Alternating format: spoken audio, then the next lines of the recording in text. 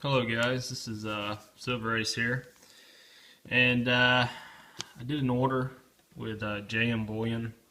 It's the first time I've ordered with these guys, and I can say that I'm overall pleased with the purchase, and it was packaged great, and I didn't get it as soon as I normally get packages from Provident Metal, but I live in Mississippi, so Dallas, Texas is a lot closer than Irvine, California, where these things shipped. So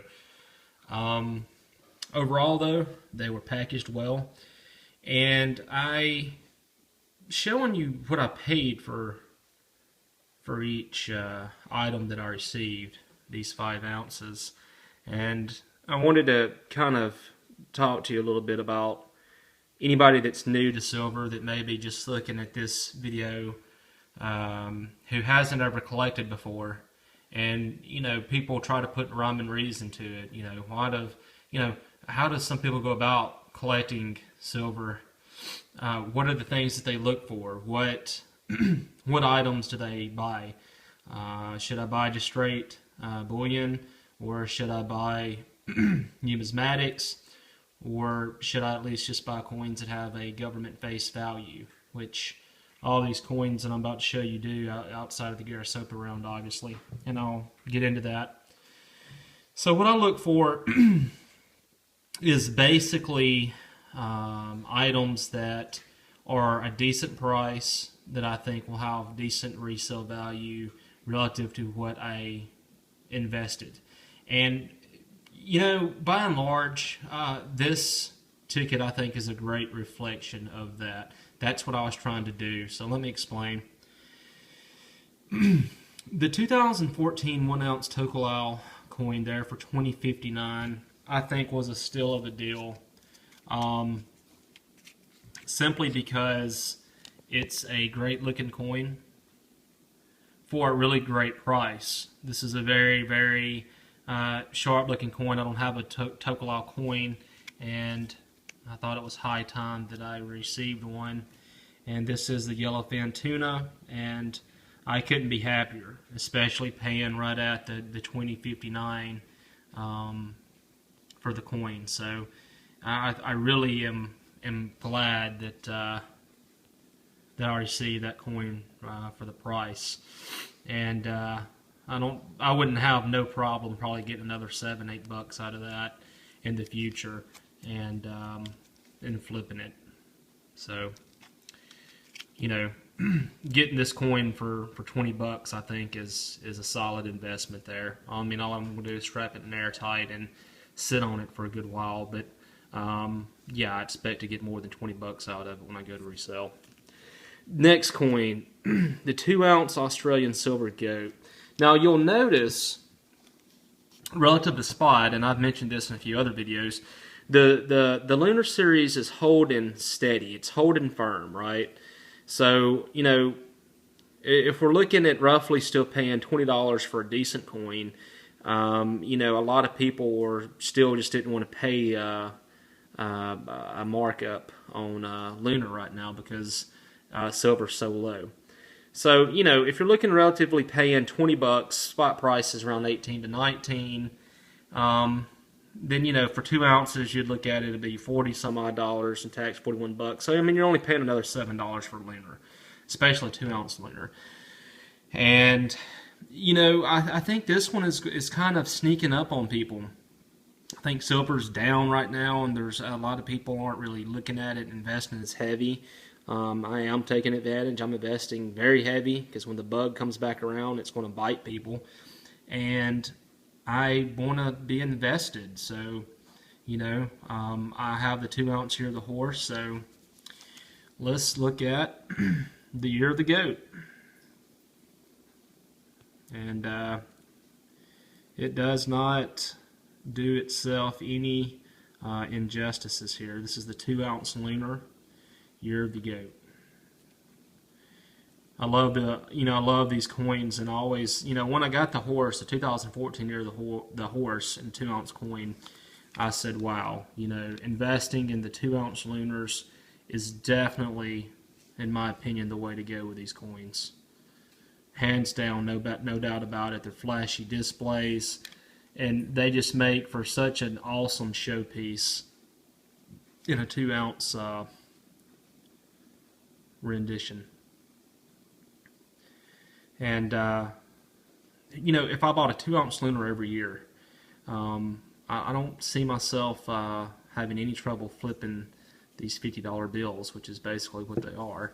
I don't see having any trouble flipping these, if not doubling my price on these. And I don't think that's a stretch of the imagination. I think that these coins right here will keep their value, and they will increase in value. So I am fully invested in the 2-ounce lunar. I will buy one every year. So that's this year's, and yeah, I love it. Now the next coin, you'll notice. Now, right, we sort of jumped forward, we invested. Now we're going to reel it back in. We're reeling it back in. Okay, so we sort of reeled it in with the Tokelau, invested a little more in the Australian. Now I'm reeling it back in on the Canadian silver bald eagle coin at $21.52. Okay, so still a decent price for what it is, and nobody's really talking about these coins as much. You don't really see as many of these. This is the bald eagle of the Canadian Birds of Prey series, and I also have the Peregrine Falcon in that glorious $99.99 fine Canadian silver. Right? This really is an awesome little collection, a little series that they got going, and it really does still give it that almost proof-like finish to it. That's why, you know, I told you I don't really buy the 20 for 20 series or any of that, but I do buy some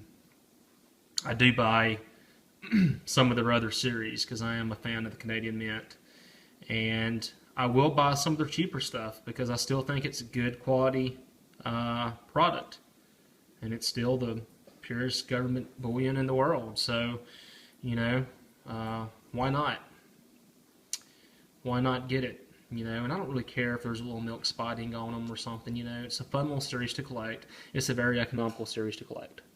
So that's why I've got the Birds of Prey series, and that's why I'll keep investing and keep throwing money at the series, because I think it's a cool one to invest in, and I've been very happy with the work up to this point. So let's move on from there.